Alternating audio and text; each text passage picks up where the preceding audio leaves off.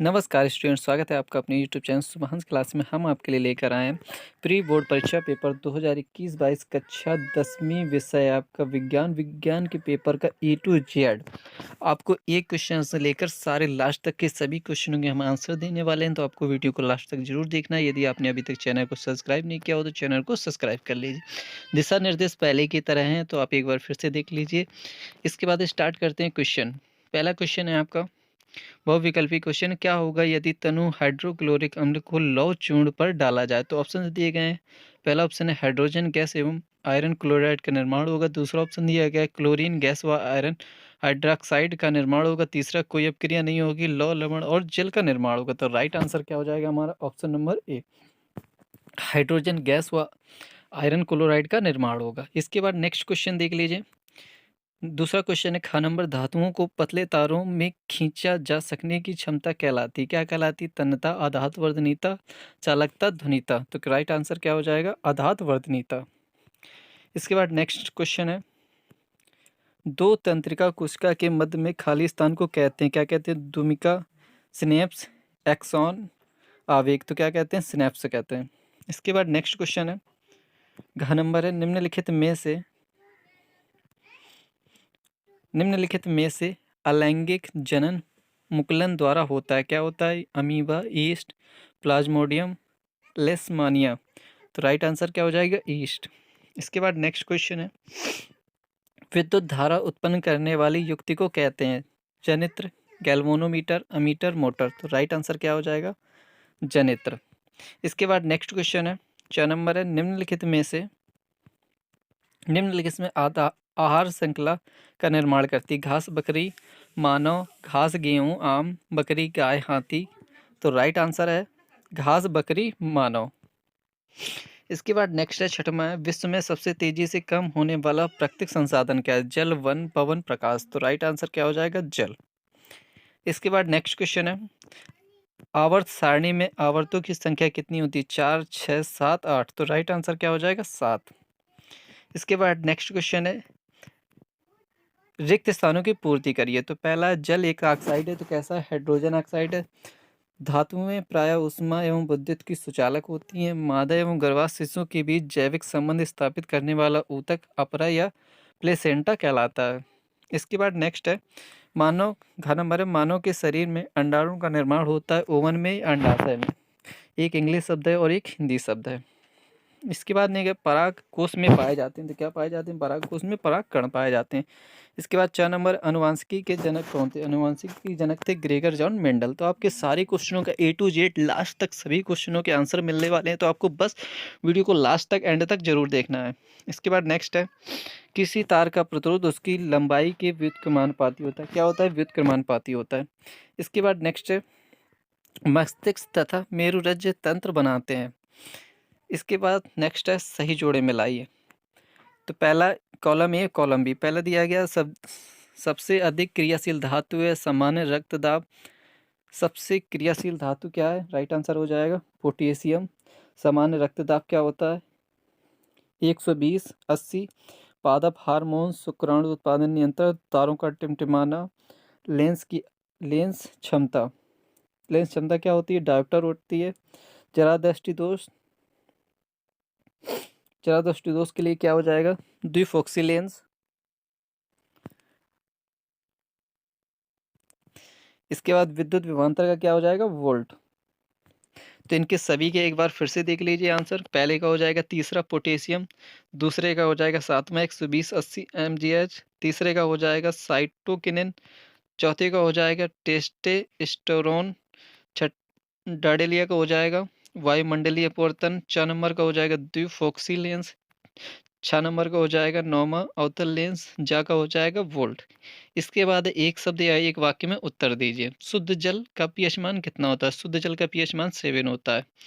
दो या दो से अधिक धातुओं के समांगी मिश्रण को क्या कहते हैं? विलयन कहते हैं। हरे पौधे की पत्तियों में पाए जाने वाले वर्णक का नाम लिखिए। तो क्या? क्लोरोफिल। इसके बाद घ नंबर है, नर युग्मक और मादा युग्मक के संलयन को क्या कहते हैं? लैंगिक जनन कहते हैं। लिंग निर्धारण करने वाले गुणसूत्र के नाम लिखिए। तो क्या है? पुरुषों में XY तथा महिलाओं में XX। लेंस की क्षमता का सूत्र लिखिए। तो क्या होता है 1/f डायोप्टर। निकट दृष्टि दोष दूरदृष्टि दोष में कौन सा लेंस उपयोग किया जाता है? उत्तल लेंस।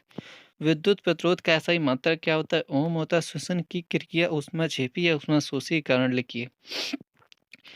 तेल एवं वसा युक्त पदार्थों को नाइट्रोजन से प्रभावित क्यों किया जाता है? तो खाद्य एवं पदार्थों का अपचयन रोकने के लिए उसमें पैकिंग की थैलियों में से ऑक्सीजन हटाकर उसे नाइट्रोजन जैसे कम सक्रिय गैसों से युक्त कर देते हैं ताकि खाद्य पदार्थ अपचयन न हो सके।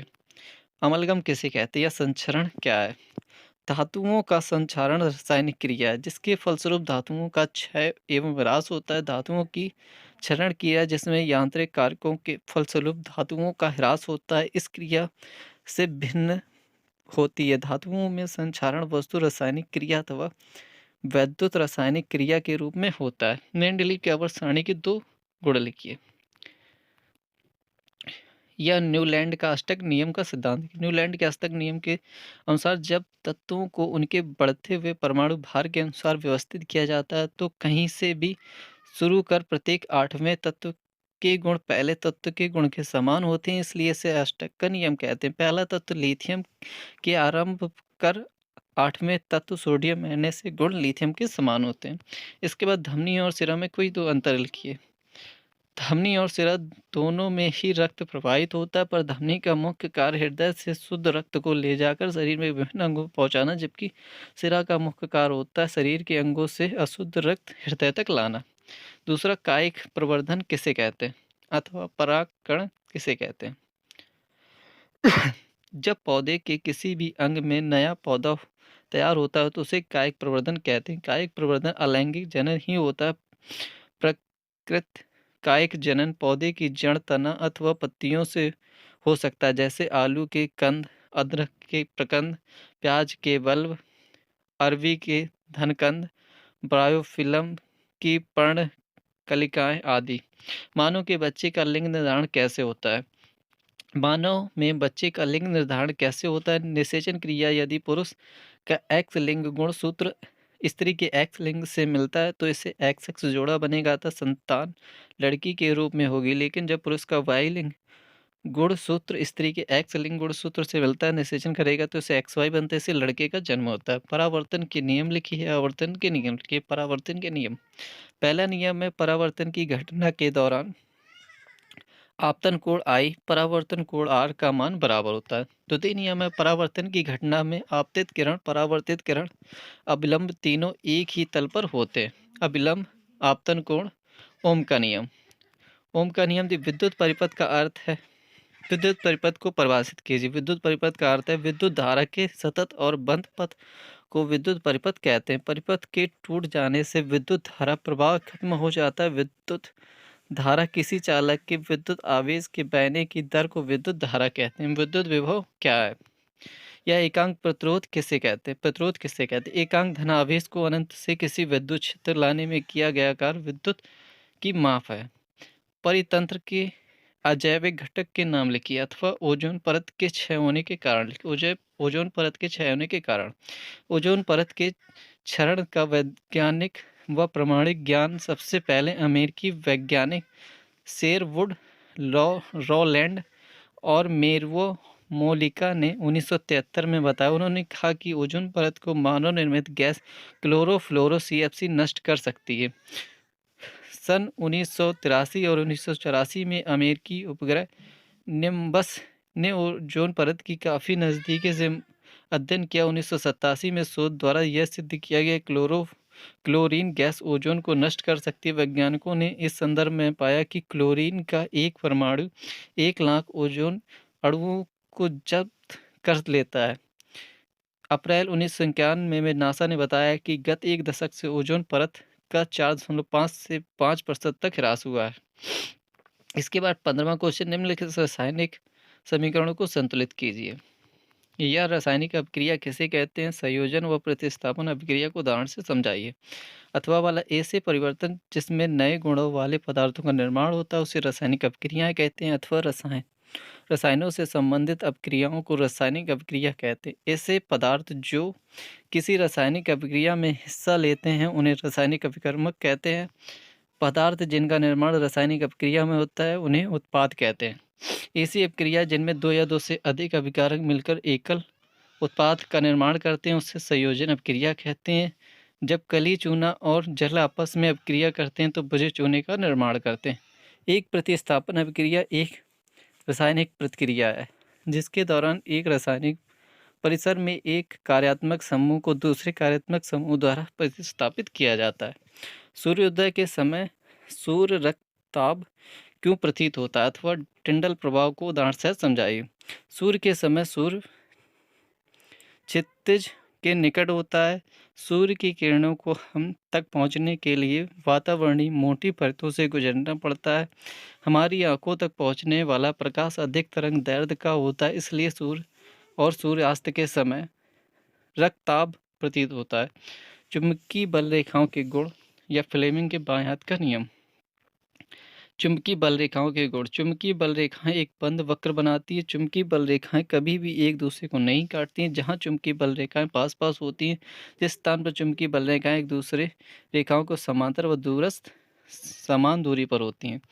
भूतापीय ऊर्जा क्या है, इसका उपयोग लिखिए। जीवाश्म ईंधन क्या है, इसमें क्या हानियाँ। जीवाश्म ईंधन कोयला, पेट्रोलियम तथा प्राकृतिक गैस हमें पृथ्वी के भीतर से प्राप्त होते हैं। वैज्ञानिकों के अनुसार ये जीवाश्म ईंधन है क्योंकि ये सभी पदार्थ जीवों, वनस्पति एवं जंतुओं के अवशेषों से बनते हैं। पेट्रोलियम से प्राप्त विभिन्न ईंधन जैसे एलपीजी, पेट्रोल तथा केरोसिन, मिट्टी का तेल भी जीवाश्म ईंधन की श्रेणी में आते हैं। करोड़ों वर्ष पूर्व प्रकृति आपदाओं के कारण पृथ्वी पर उपस्थित वनस्पति एवं जीव जंतु पृथ्वी की गहराई में दब जाते हैं। धीरे धीरे उन पर मिट्टी एवं रेत की परतें जमती गईं। पृथ्वी के भीतर ऑक्सीजन के अनुपस्थिति, उच्च ताप एवं दाब के कारण कालांतर में जीव अवशेष कोयले में परिवर्तित हो गए। जीवाश्म की विभिन्न हानियाँ। जीवाश्म ऊर्जा का अवनीकरणीय स्रोत है जो सीमित है। इसमें ज्वलन से कार्बन, नाइट्रोजन और सल्फर के ऑक्साइड उत्पन्न होते हैं जो स्वास्थ्य के लिए हानिकारक होते हैं। ये जल और भूमि संसाधनों पर बुरा प्रभाव डालते हैं। कार्बन डाइऑक्साइड ग्रीन हाउस प्रभाव से वातावरण तापमान में वृद्धि होती है। व्यंजक, चूर्ण एवं धावन सोडा के सूत्र एवं उनके दो उपयोग लिखिए। जिप्सम से प्लास्टर ऑफ पेरिस कैसे प्राप्त करेंगे। प्लास्टर ऑफ पेरिस का उपयोग लिखिए। यदि विशुद्ध जिप्सम CaSO4 को 1000 से 1900 सेंटीग्रेड पर तक गर्म किया जाए तो जलांश का 3/4 भाग निकल जाता है और परिणाम पदार्थ पेरिस ऑफ प्लास्टर कहलाता है। CaSO4 हाफ H2O कहलाता है। पेरिस ऑफ प्लास्टर पानी के संपर्क में आते ही शीघ्र ही उससे मिलकर जिप्सम बन जाता है।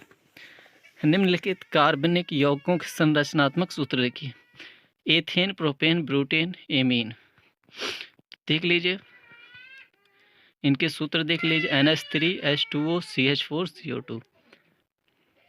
इसके बाद नेक्स्ट है फ्रेंड, यदि आप हमारे वीडियो का फुल PDF सॉल्यूशन पाना चाहते हो तो अपने सर्च इंजन किसी भी इंजन पर गूगल पर जाइएगा और आपको सर्च करना है www.शुभांश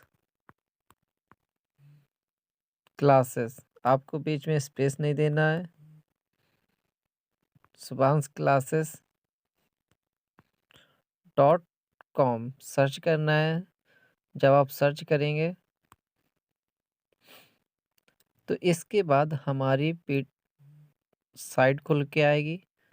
उस साइट में आप हमारी किसी भी वीडियो का फुल PDF सॉल्यूशन प्राप्त कर सकते हैं। तो जैसे ही साइट खुलेगी, नेटवर्क थोड़ा स्लो चल रहा है इसलिए साइट में थोड़ा टाइम लग रहा है। आपका नेट यदि फास्ट होगा तो आपकी PDF बहुत ही जल्द खुल जाएगी। तो थोड़ा वेट कर लेते हैं। दोस्तों, ये हमारा साइट खुल के आई। भाषा किसे कहते हैं, लॉकडाउन की समस्या, जीवनी और आत्मकथा। ये मध्य प्रदेश प्री बोर्ड के पेपर हैं। आप जिस भी क्लास के कक्षा 10वीं विज्ञान को क्लिक करेंगे तो विज्ञान का आ जाएगा और ये अच्छा कक्षा 12वीं हिंदी का करेंगे तो हिंदी का आ जाएगा। इसी प्रकार आप किसी भी सब्जेक्ट का देख सकते हैं। तो यदि आपको पीडीएफ सॉल्यूशन प्राप्त करना है तो आप हमारी इस साइट से प्राप्त कर सकते हैं।